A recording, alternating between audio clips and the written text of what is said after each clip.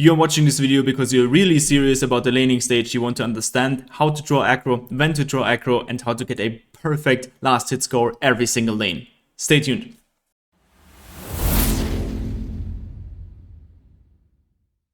We are heading into the laning stage. We're playing Anti-Mage, we have a Venomancer support, and we're playing against Dawnbreaker and Nyx Assassin, so this might be a tough lane, but let's see how he handles this. Let's check out this first aggression that's happening. I'm going to slow down this whole video and I'm going to take my time to really get into every single decision that he's making. This is going to be a 5-minute laning stage, but we're going to extend it as far as we need to understand every little thing that's happening. So we see the lane is coming up and the creeps are full HP. And the first rule of thumb that I want to go into is that as soon as enemy creeps are full HP, we are enabled to trade. We do not want to trade or harass the enemy if the creeps are low, because then we are threatened to miss a last hit. The only reason if we want to do this might be that the enemy is low HP and we can secure a kill. Right now we're seeing that Nyx Assassin and Venomancer are having an amazing time and enjoying their presence together, and we have time to harass the enemies because we have a creep wave from the enemies that is still full HP. So right here he's going for his first decision to get a couple auto attacks in. You can see the creeps draw aggro to him and they move a little bit, and he's enjoying just his first hit, and we see immediately that Dawnbreaker using the aggro. So I'm going to slow it down again. He's drawing aggro here from Anti-Mage. This creep is falling low and Dawnbreaker draws aggro right here, so this creep moves forward towards the range creep, falls into deny range or in last hit range, and Dawnbreaker gets the CS. Now we see again he's strafing towards the Nyx Assassin. The enemy creeps are fairly good on HP, but then he decides to go back to the wave and preps the first little creep.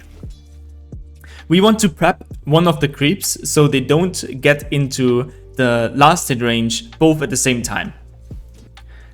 Since the creeps have not been in last hit range, if Anti-Mage hits it one more time, Dawnbreaker can hit it, get a deny.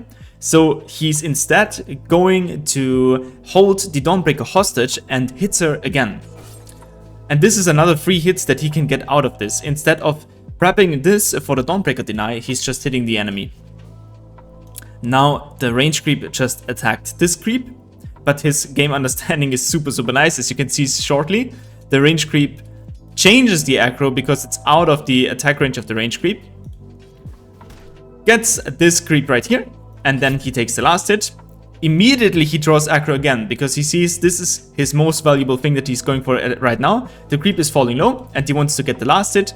He's drawing aggro. The creep comes towards him. He's even posturing and threatening since he realizes this is not exactly in the attack range. It's 65 last HP. He's moving towards the Dawn.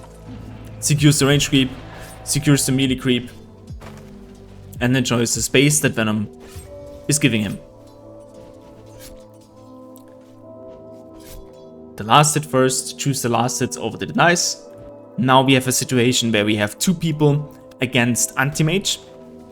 Let's see how he handles this. There's a range creep falling low.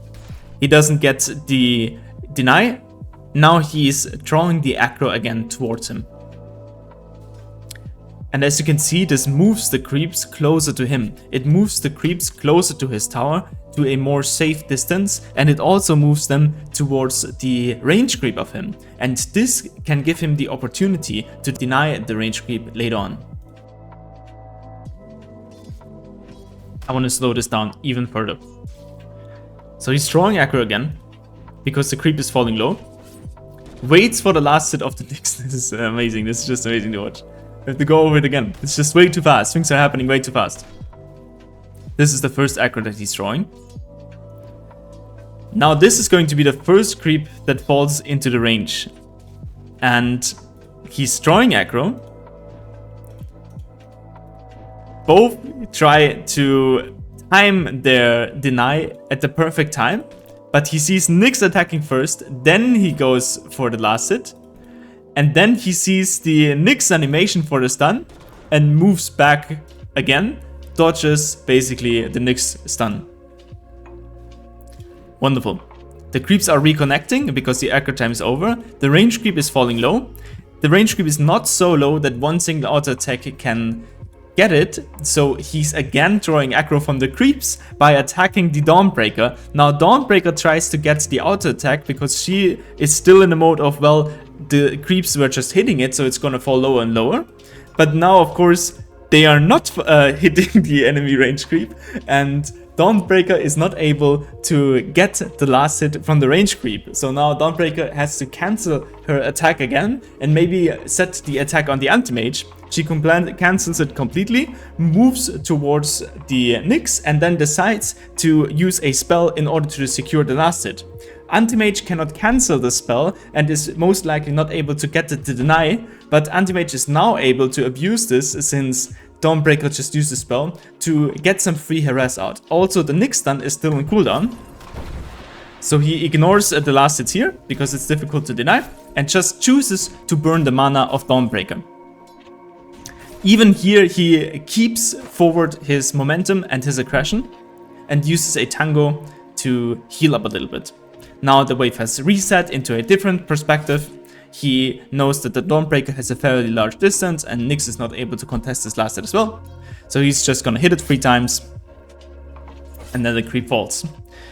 Now we have a situation where a big wave is stuck with very few of your own creeps. This means that the creeps are either naturally going to die and then reconnect, or you can speed up this process by drawing aggro if you feel brave enough to walk up to the wave. You don't want to be stuck. If you see something like this, you never want to try to deny those creeps. You never want to run into this front of creeps and get stunned or double stunned if they hit level 2 soon after. This is a very dangerous spot as a carry player, and this often happens, especially if you try to play once your support has pulled the wave. Then this kind of situation happens all the time. Try to see this, try to see that many creeps are here and they have a creep advantage and that you don't want to trade. You don't have to risk anything since all of those creeps are full HP and you're not going to lose your last hits anyway.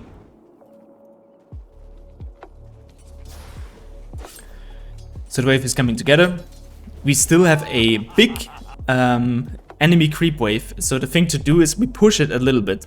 As you saw, he used some auto attacks on the creeps that not directly influence his last hitting, and this is just to keep the balance of the creep wave.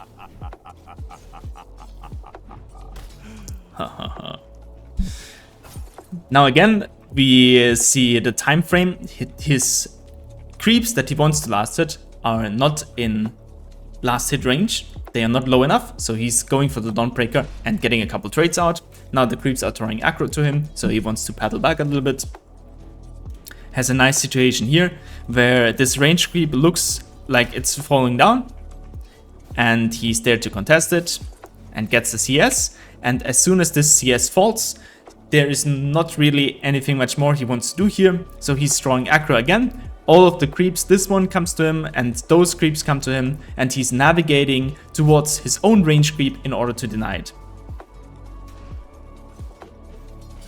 Beautiful. He can just last hit those creeps, even blinks in aggressively to get the last hit, holds the creeps in front of the tower ideally. Yep. You wanna hold it there? Nice. So much is happening in such a short time. He's prepping the last hit, so he pushed out this last hit as fast as he could because he knew that those 2 melee heroes were still in the far distance, and this means if he's pushing them fast enough, they cannot contest the creep. The enemies draw aggro. He also draws aggro, and now 2 things are happening. This creep is falling into tower range, which makes it more difficult to last hit, and also this range creep is about to follow. Let's see how he handles that. So he draws aggro, the range creep goes down, he misses that last hit, and he decides to pull the wave out of the tower.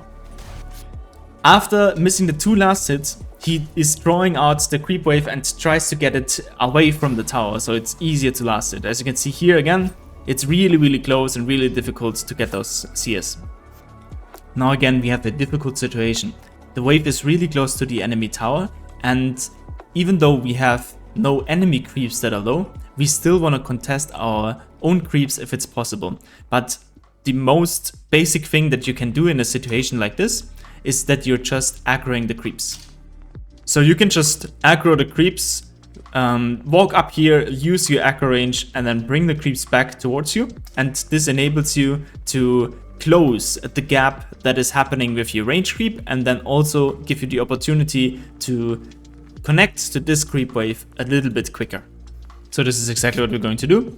We try to get the denies if we can, and if it's too difficult and if it's too contested, we can see him drawing aggro right here, and this brings it towards the range creep.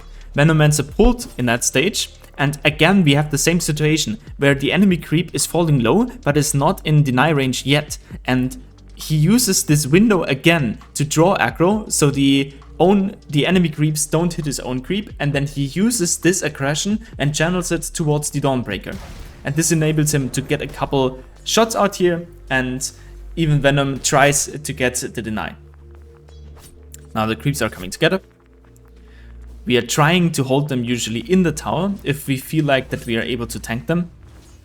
If not, you can just bring them under the tower, and as long as there are no creeps on your side, it's also relatively easy to last hit them. And here he's de-aggroing again. This is such a nice play.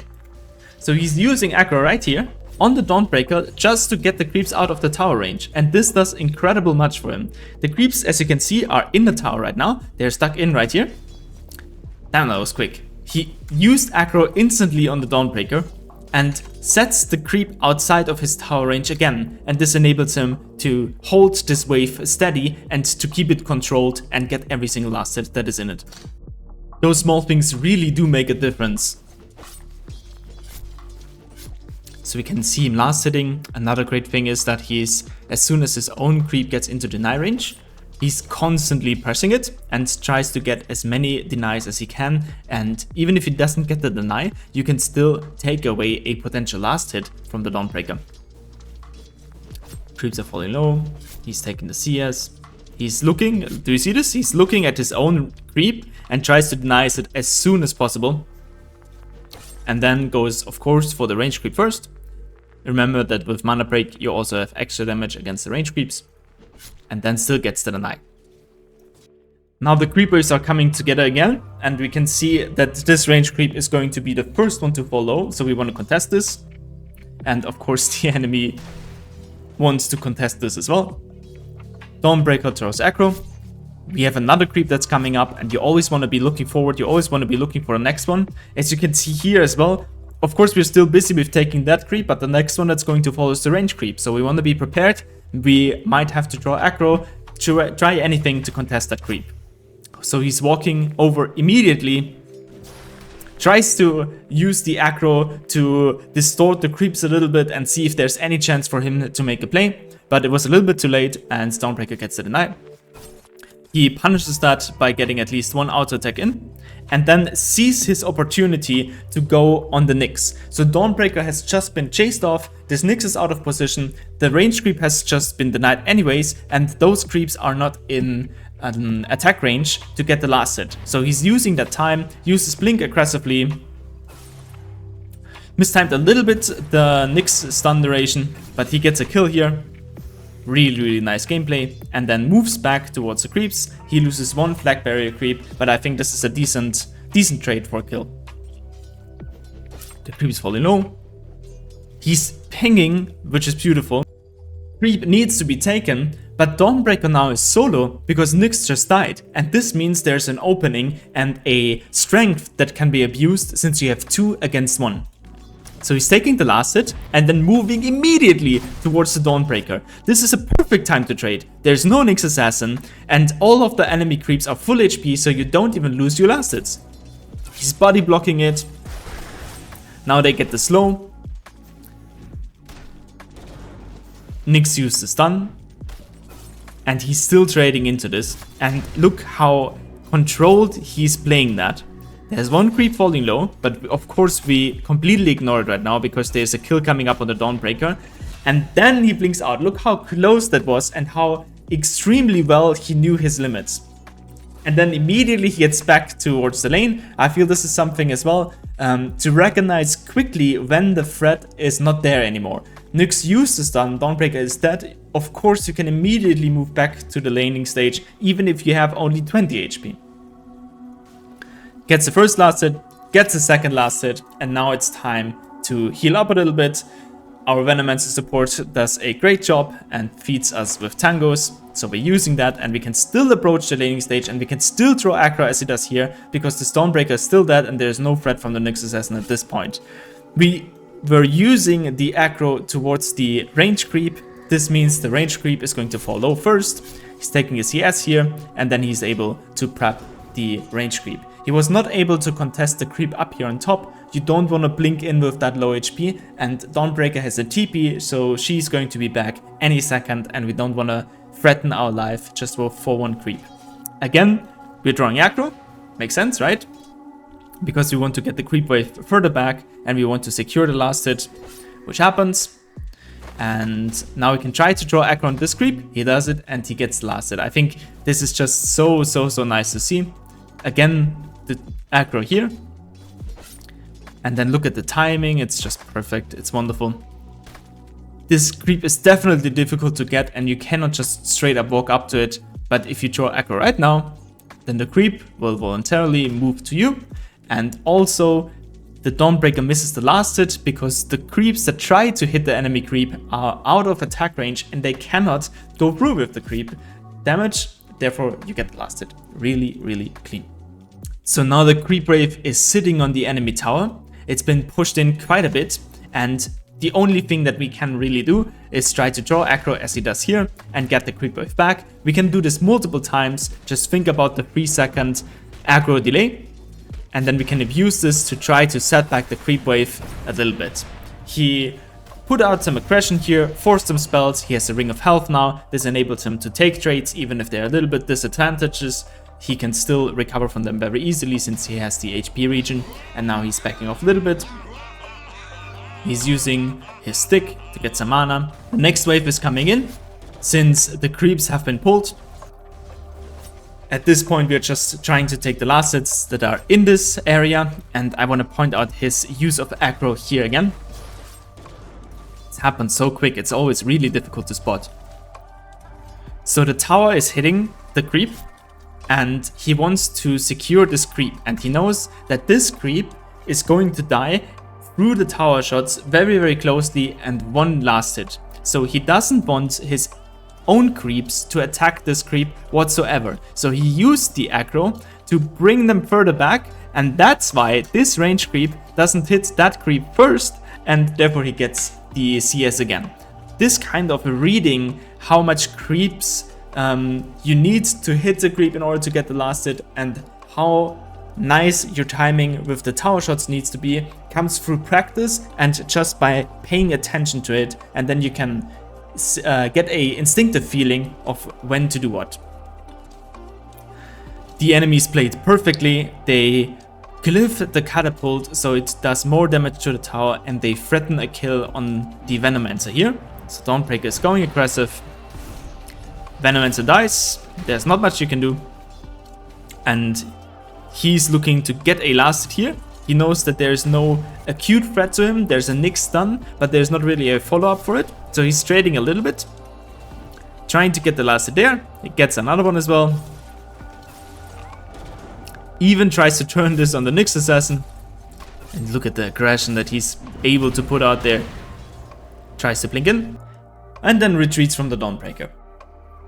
Now, we are now at 6 minutes. The laning stage, I think, so far has been just amazing. He has 33 last hits, and with this, I hope I was able to help you a little bit to understand why he is throwing aggro, when to use it, and how you can utilize creep manipulation to boost your own net worth and to get your gameplay to the next level. I hope you enjoy this style of content. The next thing I'm putting out is exactly the same thing, but for supports, just looking at the first 5 to 6 minutes, really diving into the laning stage, looking for aggression and pull timings, looking when to pull, why to pull, what does it do to the laning stage, when can I communicate with my carry that we want to play aggressive, getting the lotuses, and also having an eye on the mid lane so we can help and rotate. If you are interested in that, leave me a like and a subscribe and a comment what you want to see next, and then I'm looking forward to see you in the next one.